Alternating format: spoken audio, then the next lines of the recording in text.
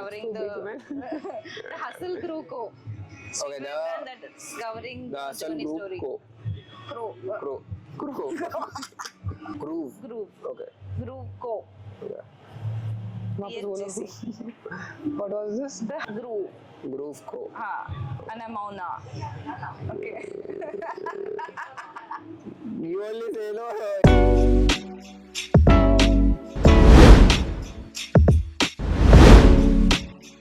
So hi guys, my name is Rugved Barguje. I'm 7-time national Supercross champion and I got multiple international podiums. And yeah, I was the fastest Indian from the season 1 of Indian Supercross Racing League last year.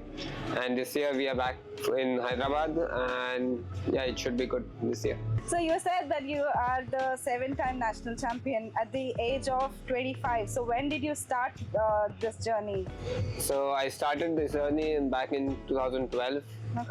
And the funniest part was my dad and my cousin used to race. And the thing is, like, my dad never wanted me to race. Like, he never wanted me to be on the bike and racing for national championships. Okay. Because he's always gone through all those injuries and also it needs a lot of dedication. And because that time I was really like 12 years old. Like, Okay. he could not even imagine like if I am capable of doing all this or not.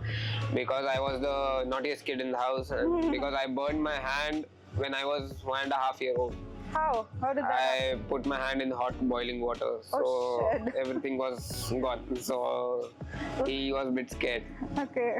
So he never wanted me, He's a but rider as well? yeah, he was riding with TVS back in the days in 90s, and yeah, he got 3 national titles and also an award from government, Maharashtra government. Okay, that's great. Father has always been my inspiration because I belong to a racing family. My cousins, my dad, everyone used to race, so I never had to ask someone else like what I have to do like to get improved. Better. Yeah, so there are my Yogesh Barguje and Vishal Barguje, both are national champions. So they helped me out. My dad helped me out in few of the like talking about techniques. Correct. So yeah, it is what it is. So the first bike that you got, how did you earn that? So the thing was, I used to go a lot to watch my brothers racing, and one day my dad had an accident in the house itself. Like he slipped on the tile and he was gonna hit on the head, so he just put his hand behind and saved his head. And but his hand got like three or four fractures, and then he was admitted in the hospital. And he just thought of that if anything would have happened to me today, no one will give you an opportunity to what you really want to do in the life. So no one is gonna buy me a bike, not even my brothers or not me, even my uncle. And he said no one will give you time as much I can give you right now. Correct. So that's what he, made him think that let's get a bike and let's give him a chance. So he spoke to my mom. Mom was chill because she has seen my dad's crashes and everything. Okay. She is like, it's upon you, do whatever it is possible. So he bought me a bike. So he gave me 1 year. He said he'll train me throughout 1 year and let's see where you are standing in the championship or just in some of the races. Correct. So first race I rode in 2013. I got I finished third in the first race itself, which boosted my confidence more. Then I thought like, let's do this more seriously. Second race was again in Lonavala. There was a race like the TVS executive Mr. Arvind Pangaonkar came to watch that race. Okay. So none of the TVS riders were riding it, but he came to just watch it. And I was just riding. I finished first in that race, but when he saw me, he just came to me. He's like, "You ride very well." He did not even ask my name, nothing. He just said, "You ride very well." And then he went to my dad because dad was in TVS and he saw my dad, so he just went to talk to him. He's like, "Who's this number 14 guy? He really rides very well."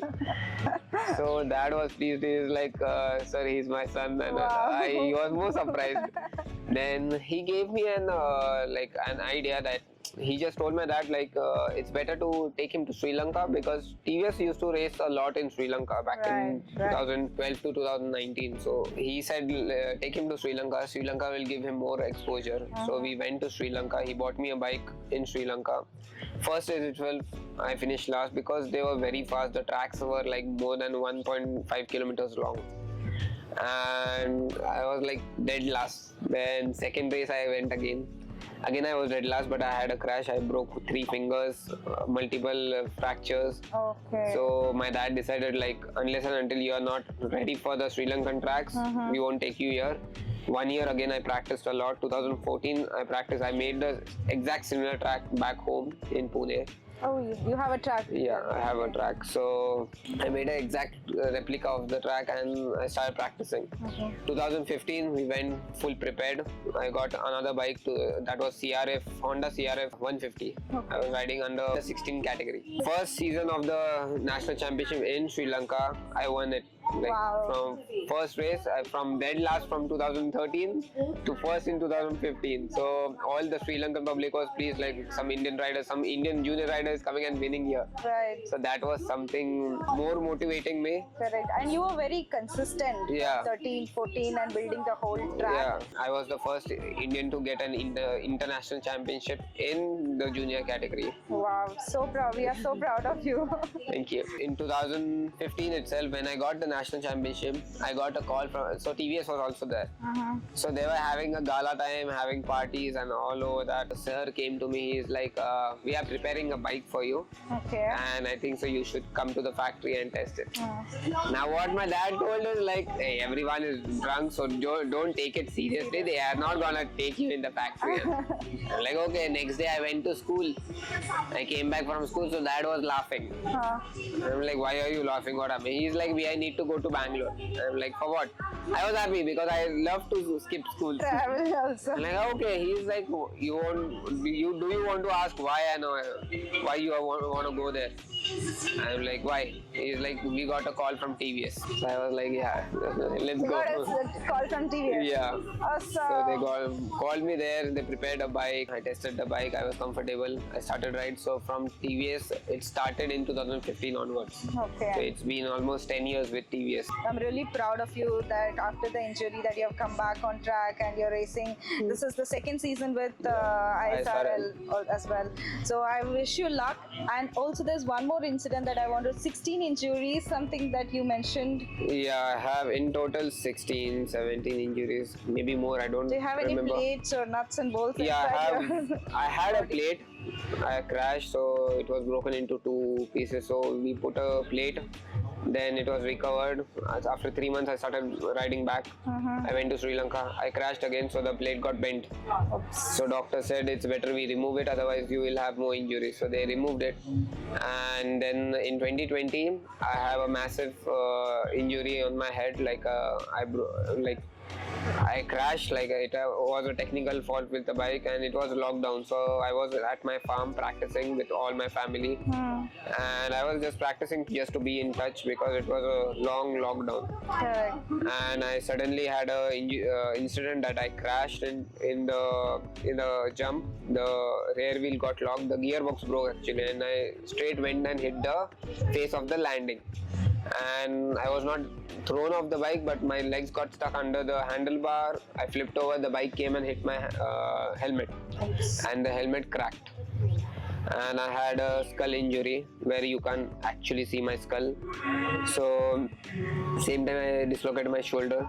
So I told my dad that I think I dislocated my shoulder. So he said, okay, just relax, lie down, we'll remove your helmet. So when he puts his hand under my helmet, he got a lot of bleeding on his hand, so he got panicked. He's like, we need to take you to the hospital. So we went to a local hospital in the near my farm. Over there, the nurses are like, sir, we can see his skull, we can't treat him like that. So then we went to another hospital. Over there they said we got COVID patients. So I fell down around like 5 o'clock in the evening. My treatment started at 2 o'clock at night. So they stitched like 8 stitches on my, luckily nothing to the brain or nothing to the skull, but it was big injury. So my dad was like, no more riding, it's done for you, you get into cycling. And almost for the whole lockdown he stopped it. He's like, we don't want to do this. He sold my bikes, he sold my gear, everything. Then when the lockdown opened up, I got a call from my boss. He's like, are you willing to ride or something? I'm like, I want to ride, but my dad is not allowing. He said, it's up to you. Then I was like, okay. I spoke with my mom. Mom is like, whatever you feel like, do that. So I told my dad, like, I want to go to relatives' house in Mumbai. And actually, I went from Pune airport to Bangalore airport, signed my new contract, and came back. Oh shit! Your parents didn't know about it. Yeah, the mom know, but not my dad. Okay. I came back. I told my dad. Dad scolded me. Then mom told him that let him do whatever he is doing in front of our eyes. He should not do something which we actually don't know and then regret it. Oh, makes sense. Yeah, so that's how I got back into racing, and I got the back-to-back titles after the lockdown. I got the 2022, 2023, 24. I had an injury, so I could not do it. But 24, I'm leading. 25, I'm leading the championship. So only one round is left. What is that one message that you would like to give it to our audience or your people who want to get into motorsports? Get into motorcycling? First of all, get a good gear and get a good training facility around. There are two or three facilities in Bangalore, in Pune. Even I train now. I have an academy in farm. So first is get a good bike, good gear, because safety is more important. Very much. So this is the message for the parents. Most of the parents take one size bigger helmet for the children that they are growing, so it will fit for the next year, which is very wrong. Correct. Every year it's about safety, so every year you can buy a new helmet. A big shout out to the THGC who heard my story about racing, and I hope everyone enjoys it. That's my journey throughout this racing seasons, and I hope to see you guys again in one of the races in Pune or maybe for the national championships. So thank you. Thank you very much, and I'm so happy that you have been part of it, part of our Coffee and Conversation series by THGC, the Hustle Guru Co. And I wish you all the very best for today's race and your upcoming race. Thank you so much.